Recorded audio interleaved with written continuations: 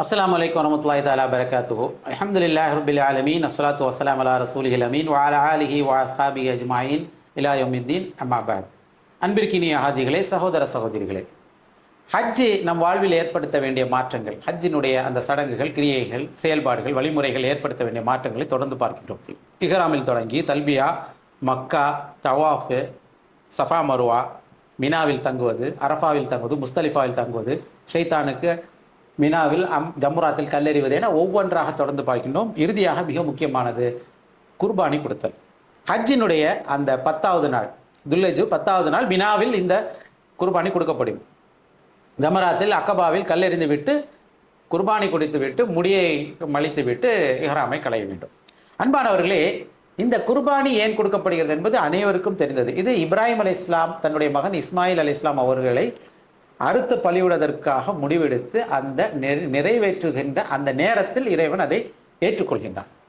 உண்மையில் அது குர்பானி கொடுக்கப்படவில்லை. ஆனால் அதனை நினைவுபடுத்தும் விதமாக ஒரு குறியீடாக நாம் ஆடுகளை குர்பானி கொடுக்கிறோம்.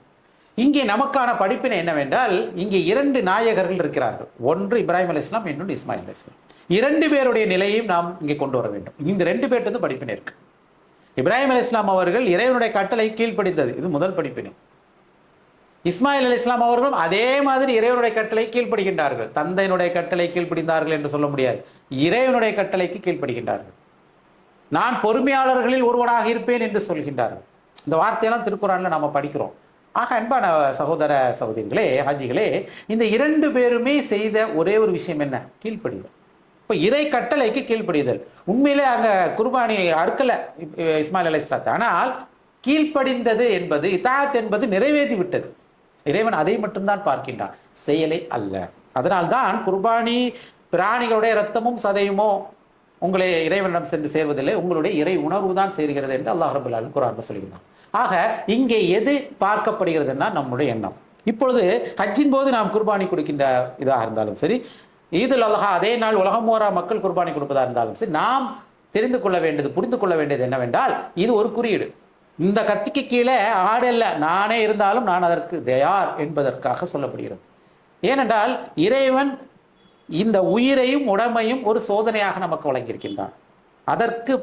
அதை நாம் இறைவனுக்கு கொடுத்து விட்டால் இறைவன் சுவனத்தை பரிவாரமாக தருகிறான் என்று வாக்களிக்கின்றான். அல்லாஹ் ரப்பல் ஆலமீன் சூரா தௌபாவில் இந்த வசனத்தை நாம் கேள்விப்பட்டிருப்போம். இன்னல்லாஹ் அஸ்தரா மினல் முஃமினீன அன்ஃபுஸஹும் வ அம்வாலஹும் பிஅன்ன லஹுமுல் ஜன்னah. மூமின்கள் இறை நம்பிக்கையாளர்களின் உயிர்களையும் உடைமைகளையும் சுவனத்துக்கு பகரமாக நாம் விலைக்கு வாங்கி கொண்டோம் என்று கடந்த காலத்தில் பாஸ்ட் டென்ஸ்ல இந்த வசனத்தை இறைவன் அமைத்து கொடுக்கின்றார்.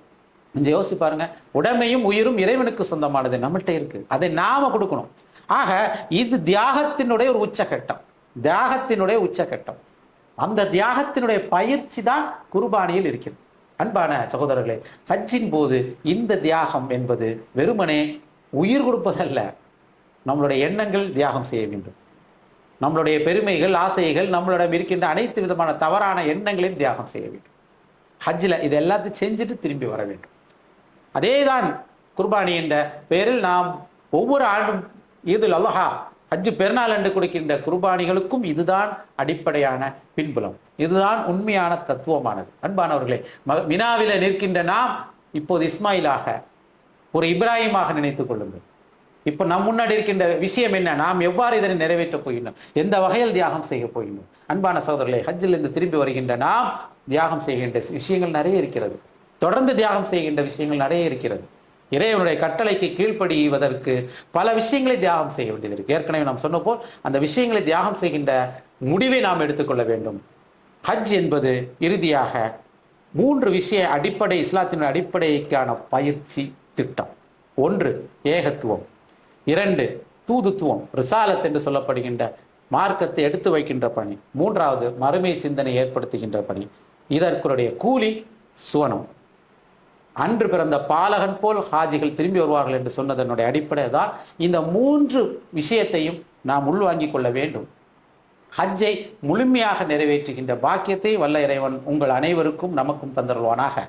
ஹஜ்ஜுக்கு செல்ல முடியாத ஹாஜிகள், நண்பர்கள், சகோதர சகோதரிகளுக்கு இன்ஷா அல்லாஹ் வருகின்ற ஆண்டுகளில் ஹஜ்ஜை நிறைவேற்றுகின்ற பாக்கியத்தை வல்ல இறைவன் வழங்க வேண்டும் என்ற துவாவுடனும், ஹஜ்ஜினுடைய முழுமையான பலனை நாம் அனைவரும் அடைந்து நாம் சுவனத்தில் ஒன்றிணைய வேண்டும் என்ற பிரார்த்தனையுடன் உரையை நிறைவு செய்கின்றேன். வாஹிர் தாவானா அல்ஹம்துலில்லாஹி ரப்பில் ஆலமீன். அஸ்ஸலாமு அலைக்கும் வரஹ்மத்துல்லாஹி தஆலா வபரகாத்துஹு.